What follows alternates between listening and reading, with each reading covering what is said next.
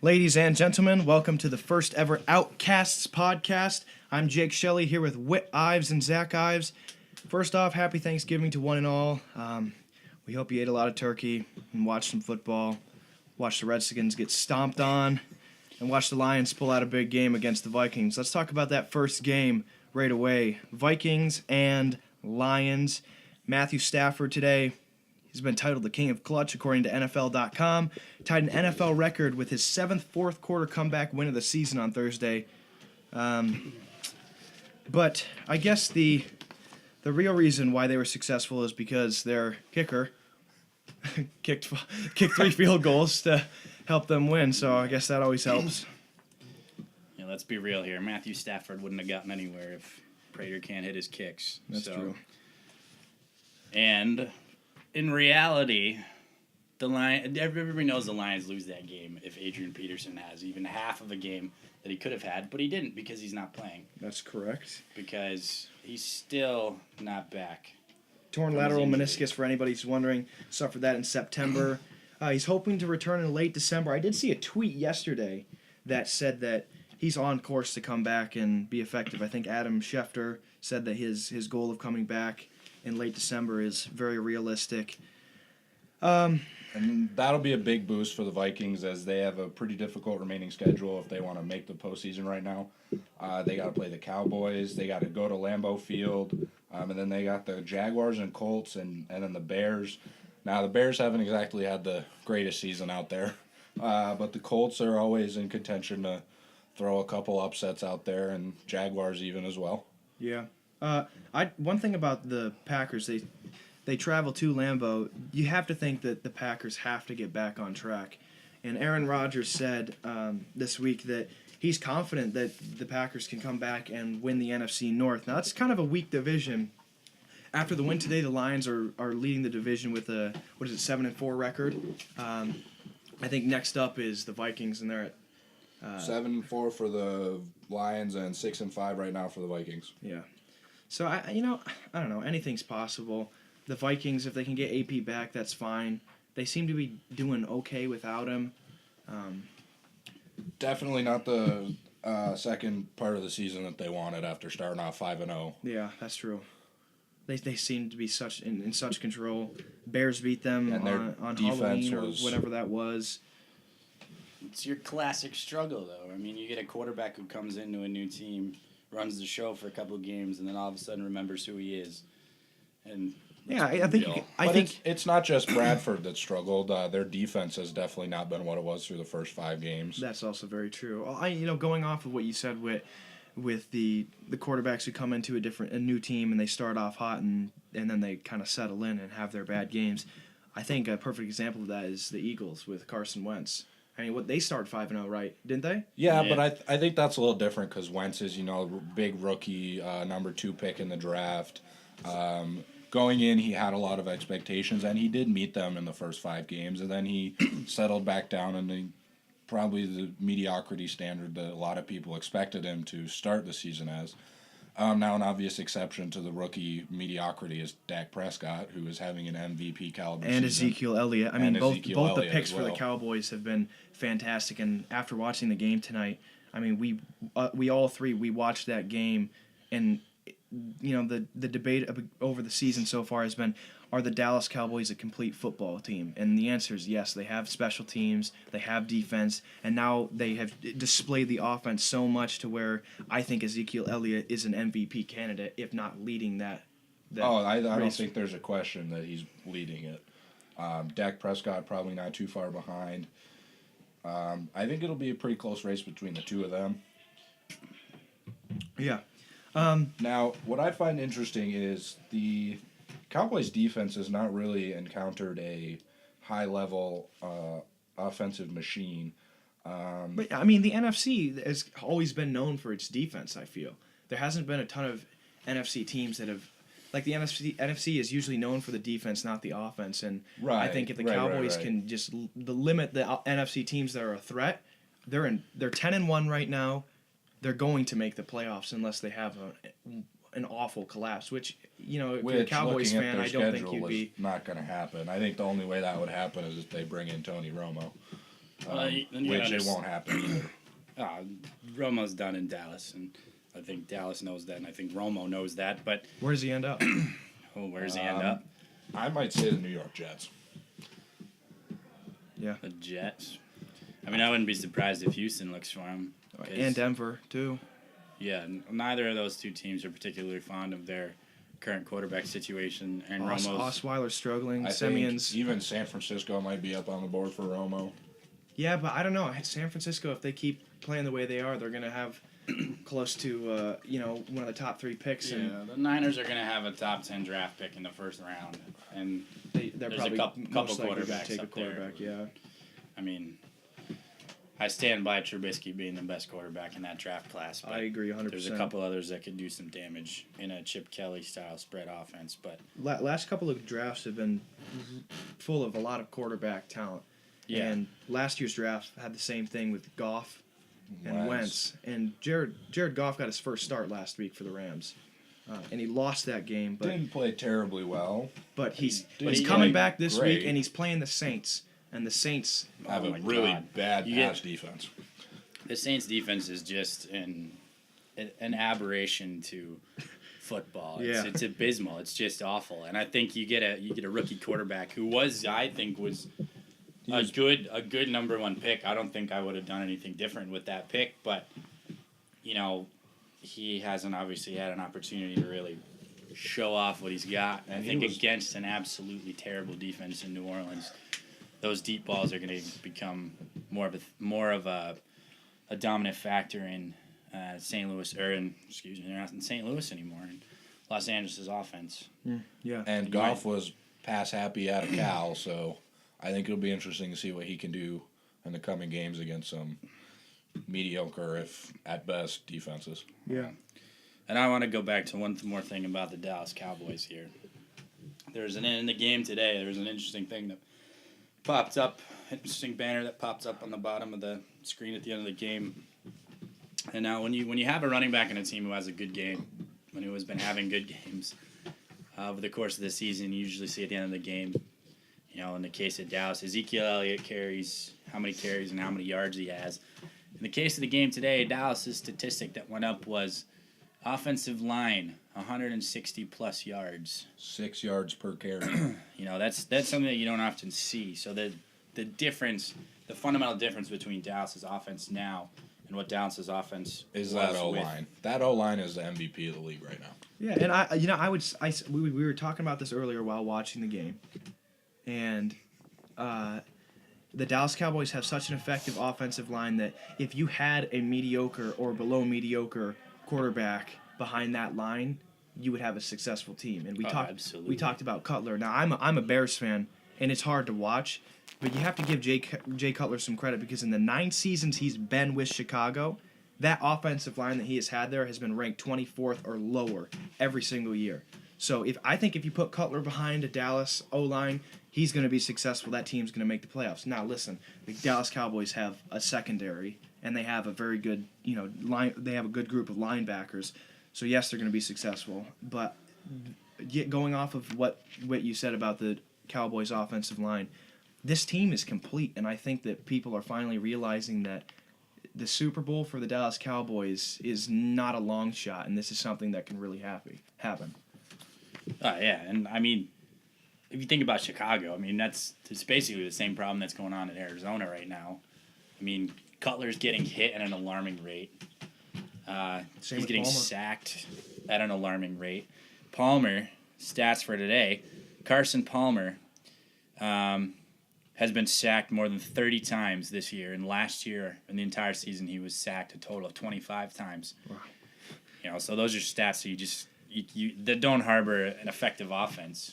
And to go with a terrible offensive line, his receiving core has been less than stellar. I mean, you can always count on Larry Fitzgerald being the workhorse of your receiving core, and As he has been for yeah, years. as he now. has been for years. And no surprises here. Carson Palmer's passer rating, specifically to Fitzgerald, is almost 105 at 104.6. But the other two top receivers, supposedly, on this offense, Michael Floyd and, was it John Brown?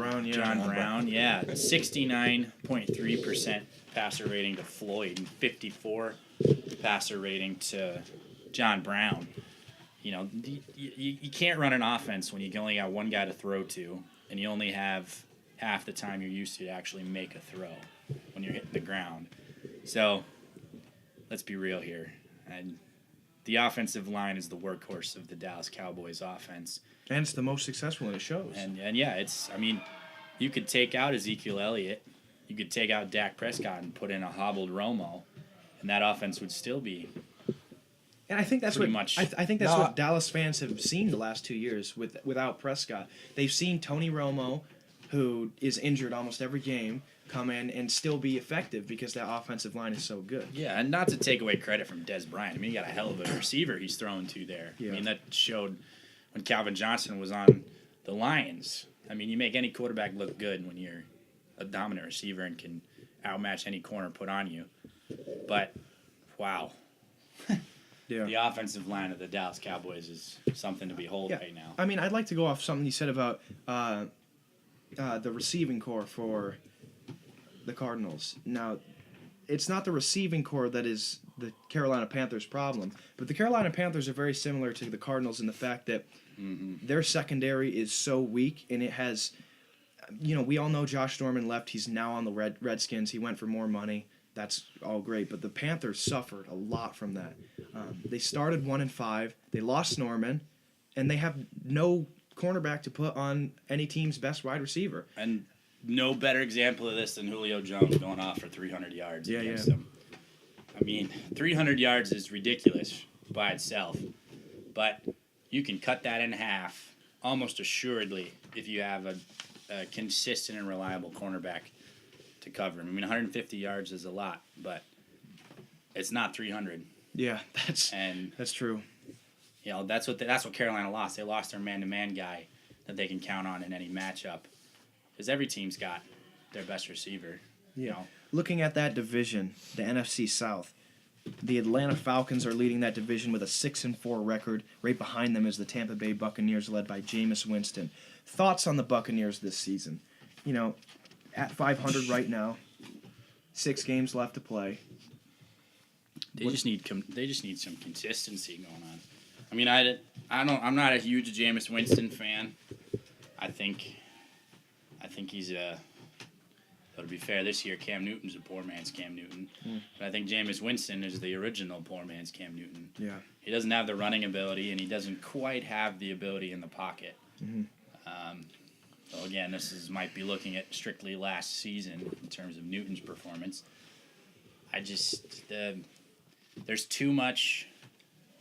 There's too many things that need to go right for the Tampa Bay offense for them to win football games, and they don't have all of it working at the same time on a week-to-week basis. Yeah. Either Jameis Winston throws a couple touchdowns and 300 yards, or he doesn't, and then they don't have a run game to save him. Yeah, it's true. Now, all that being said, they are only 1.5 games out of the second wild card right now. And with a relatively favorable remaining schedule, it could seem and appear likely that they could be in serious contention for that second wild card spot. Who do they play the next 3 games? They got Seattle. It's not in Seattle. Gives them a little bit more of an edge.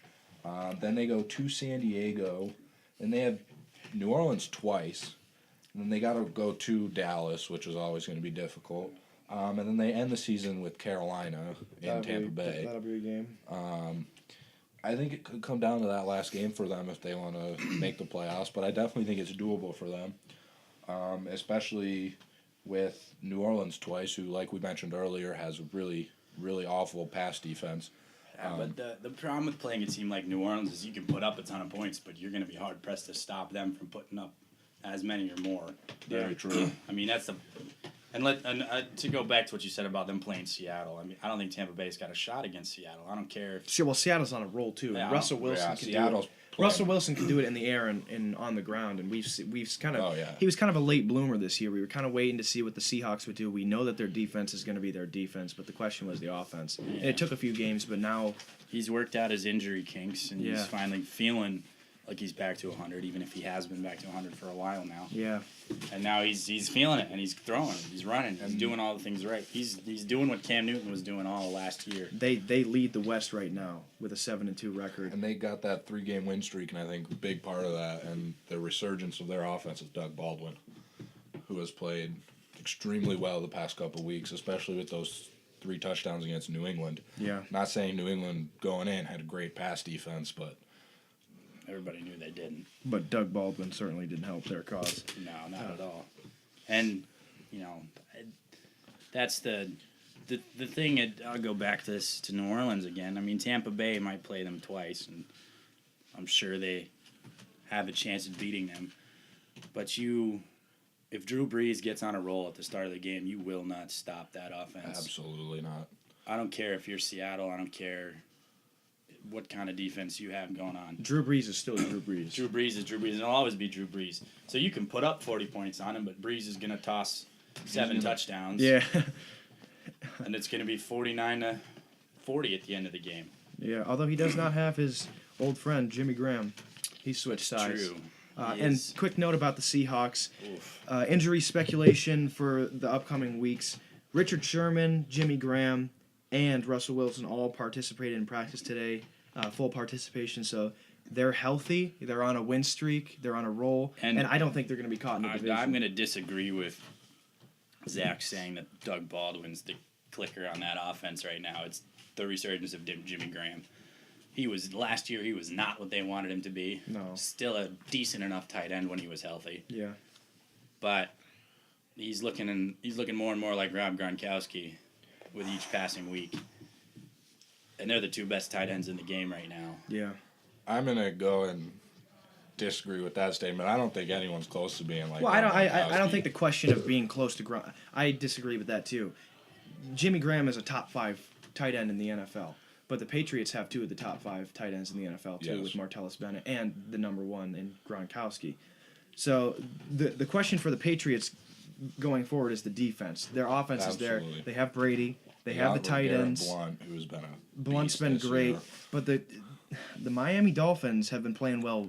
They've won 5 straight. They're only 2 games back behind the Patriots. They have a decent schedule upcoming. If the Patriots defense, they have to sharpen up if they want to not be caught in the division. Yeah, I mean, any team that's opening up the next week against San Francisco can pretty much mark that in the win column. Unless, Yeah, of course, and I you're wanna the talk- Patriots, and Yeah, you that's start true. off with a 13-10 game headed in the late in the third quarter. Well, they won the game. That's what matters. But Yeah. I want to take a quick note about the 49ers. 1-9 in the season. Most likely going to be they're going to be a top 5 draft pick. Easily. Not No- that no miracles are worth Colin Kaepernick has been surrounded by all these allegations and all the things about taking a knee and stuff. We're not going to talk about that, but we will talk because he didn't vote. So it's we will talk about we can talk about his his skill, and it's absent Wow. right now. And the 49ers under Chip Kelly, they're going to go out and try to get a quarterback that's dual threat to try to fit his offense. Right now, in the first mock draft that was released, Deshaun Kaiser from Notre Dame is up for them. But moving forward, this team is out of playoff talks. They're in a rebuilding stage. I think everybody knows that. What is the one thing besides the quarterback that the 49ers need to focus on if they're going to be successful in the near future? Oh, well, I mean, for I'd say for the last decade, the staple of the 49ers team as a whole has been the consistency and reliability of its defense, and that's just been lacking. Though, I happen to think that your defense can only do so much before your offense needs to start carrying some of the weight. And they need a quarterback, that much is obvious. But they need it. Having a dual threat quarterback is only helpful if you have a running back who can do anything. And so they got to draft a quarterback. I mean, you have to. With the backups and the starters that they have, they need a quarterback. Mm-hmm. And Kaiser might be a good fit. Watson might be a good fit. Deshaun Watson out of Clemson, but if they were smart, they'd draft Trubisky. He's the best quarterback in the draft, I believe. And I know that my buddy Jake is going to be disappointed in that because he wants Chicago to pick him up. Yeah. But if anybody in the 49ers front office is intelligent, they draft Mitch Trubisky out of UNC. Yeah, but that's just not Chip Kelly like, and I think 49ers fans aren't going to like that. Is I think they're Chip Kelly going to stay? Are we going to see him? That's a good question, too. You just don't know. Because, let's say Chip Kelly stays. You're right. He's going to look for a dual-threat quarterback, and he's probably going to go with Kaiser or Deshaun Watson. I would personally go for Deshaun Watson over Deshaun Kaiser. Yeah. I just think that he's proven himself against more top-tier defenses. Yeah, and Notre Dame is tanked as a team, but we're not talking college football. We'll stay away from that. We'll stay away from that for now. We were talking about the Miami Dolphins and the New England Patriots, and I think we should talk about the bottom two teams in that division. Now, the Buffalo Bills are the third in the AFC East. They're 5-5 right now, but they're only 3 games back, and 2 games out of that second wild card spot. And Rex Ryan has said that he feels pretty good about Watkins playing this Sunday. The Bills play the Jags.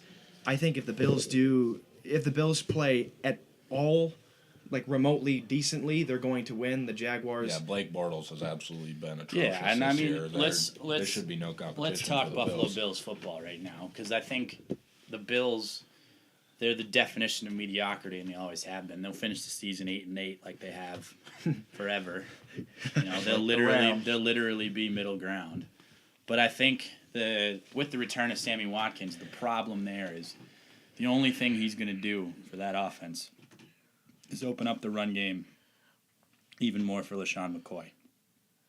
Tyrod Taylor's not a pocket passer. No. He's run first, throw second. Yeah. If Watkins is open, maybe he'll get the ball. Yeah. If he's not open, Tyrod Taylor's not going to pick him out in man-to-man coverage and let Watkins make a play. Yeah, the Bills will have an interesting offseason. Now, Sammy Watkins, he's either injured or he's fantastic. Yeah. They have Goodwin on their team, who's going to be a free agent at the end of the year. As is Robert Woods. Yeah. So the question surrounding the wide receiver core is definitely a question mark. And it'll be interesting to see what they do. Now, the Buffalo Bills are at 5-5. Now, if they were in the AFC North, they'd be leading the division. Because the Baltimore Ravens and the Pittsburgh Steelers are tied for first place at 5-5. Zach, what have you seen out of the Steelers and the Ravens in the North? I definitely think not what we expected. Both teams not too long ago were the biggest defensive juggernauts in the NFL, and they would go head-to-head, and it would be an awesome matchup. It would be 13-10 at the end of the game, but it would be such a joy to watch because the defenses were so good. Yeah, Polamalu Harrison versus Lewis. Ray Lewis and Terrell Suggs in his prime. Now, Terrell Suggs is still playing well. Yeah. Definitely not as great as he used to. Well, yeah, but part of that comes was with age. the depart of Ray Lewis as well. No secondary. Yeah. True, with Ed Reed being gone. Now, I'm going to break off from here for a minute and go back to the Bills, who I think have a legitimate shot of ending the season at 10-6. They play the Jaguars, and they travel to Oakland, which is going to be very difficult for them to win. Then they have the Steelers at home, and with their run defense, I think they could squeak out a win there somehow, some way, but I definitely think it's doable for them. Yeah, plus the Steelers are 2-3 on the road this year. Right, and if you shut down LaShawn McCoy, all you got to do is guard Antonio Brown at least to a good game. And then herein lies the issue with the Buffalo Bills. Is their secondary. Our secondary has the names and the talent to be top 5 in the NFL. We've underperformed the entire. Now I'm a Bills fan. If you couldn't tell. In case you're unaware, but our secondary has absolutely underperformed for the entire season. I mean, Stephon Gilmore and Roby Coleman have just absolutely choked at points this season. Okay, and that to me is unacceptable. I mean, they're top tier, potential Pro Bowl caliber corners, and we're giving up 300 yards passing. Now, with that being said, they have one game where they need to shut down a passing attack after they shut down the running attack, which we know they are fully capable of. And who's that? The Steelers. If they can shut down the Steelers' pass attack, at least to some extent, in the You third still game get- coming back. You still got Oakland thrown in there. Going Well, to Derek Oakland. Carr is an MVP candidate. This Carr is is counting gonna- out the fact that Buffalo's going to lose to Oakland. Carr is going to carve up Buffalo. The Oh, problem absolutely. is Buffalo will not beat Oakland on the road No. unless Stephon Gilmore Plays out can of wake his up mind. and play some defense. All right. Well, here's the thing. I want to talk about the Raiders real quick. Go ahead. We're getting towards the end of the podcast here. AFC West. Oakland Raiders have been the headline at 8-2. I think a lot of people are Raiders fans are super happy about this. Oh, absolutely. But quietly, as they always are, the Kansas City Chiefs are 7-3 and right behind them.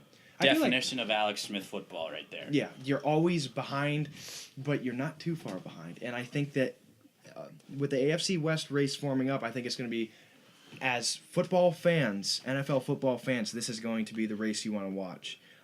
Oh my goodness, It'll be absolutely. good. And I think the Broncos have surprised some people this year, too, with the departure of Peyton Manning, bringing in Trevor Simeon, rookie out of Northwestern. Yeah, I mean nobody thought they'd be 7-3 right now. No, but 6-4, again, 5-5 maybe, the- but 7-3 is just unheard of right now. here's the incredible thing about the Denver Broncos: their defense hasn't really lost a step. Yeah, that's true. I mean, it's hard to match what they did last season, but my God, I mean their defense has barely slowed down, and that is keeping them in football games and taking some of the pressure off a rookie quarterback. And to go to Kansas City here real quick. I can think of one group of people who's really bummed about how well Alex Smith has done in Kansas City. And those are the 49ers. Francisco Those are the 49ers. 49er fans. Because I'm going to go back to what I said this. It's not really in writing or anything. I just thought this in my head back when San Francisco let him go after too many concussions. Apparently it wasn't too many concussions, first of all. And I said this then, and I'll say it now. He is the most consistently accurate quarterback in football outside of your Tom Brady and your once Aaron Rodgers. Yeah, once Aaron Rodgers. You know, he doesn't maybe isn't the flashy quarterback like those two. He But doesn't he go makes for the the deep plays. ball like that. Well, But he's consistent and he's accurate and he's a good quarterback. He doesn't make stupid mistakes. And right now, San Francisco would kill to have that back on their roster. well, Kansas City we know has a reliable quarterback in Smith moving forward down the stretch. Now the Raiders have Derek Carr. Franchise tag right there. Not sure what to expect out of him right now. He's proven himself, but has he proven himself fully? That's going to be the question moving forward. The Raiders right now are 5-0 on the season on the road. They play 3 games on the road in their next 6. If they can keep up what they're doing on the road, then I think it's going to be very interesting to watch. We talked about the AFC West. The last the last conference we're going to touch on is the AFC South, with the Houston Texans leading that division 6-4. Good Lord. Brock Osweiler should just go home. Yeah, Brock Osweiler is underperforming, but they are 5-0 at home. Terrible team on the road at 1-4. They're 3-0 in division play, but that's not hard when you're facing the Jaguars, the Titans, and in the Colts without Andrew Luck. And Andrew Luck's been ruled out for the game later tonight. Well, I guess now it's later tonight, but by the time the podcast goes up, the game will have ended against the Steelers. So without Luck, this team is very inconsistent. Moving forward, I think that the Houston Texans are going to run away with the division. And here's what's interesting about the Houston Texans. I think they desperately miss J.J. Watt on defense, as most teams would. Yes. That being said, they have Jadeveon Clowney and Vince Wilfork still on that defensive line. And I think Wilfork's an aging vet who's still dominant inside and run defense. And he's still almost 600 pounds, it seems like. Yeah, he's basically 2 men for the price of one. And then, Jadeveon Clowney may be underperforming a little bit, but he's still an athletic defender. And he can stop the run. He can guard the pass pretty well.